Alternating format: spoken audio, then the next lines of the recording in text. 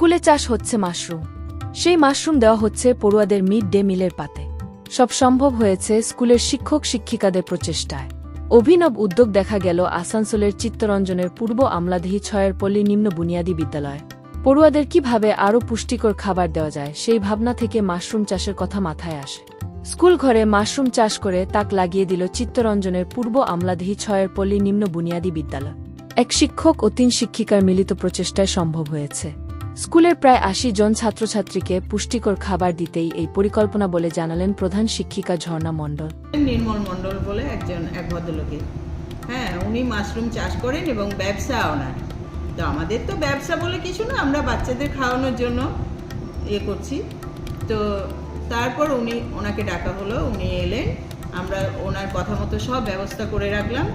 উনি হাতে কলমে আমাদেরকে শিখিয়ে দিলেন, একদম হাতে করে বেশ 7 দিন ধরে করে দিলেন। একটা ব্যাগ পুরো রেডি করে দিলেন, বীজ ফিজ এনে যা কিছু করার দরকার উনি করে দিলেন।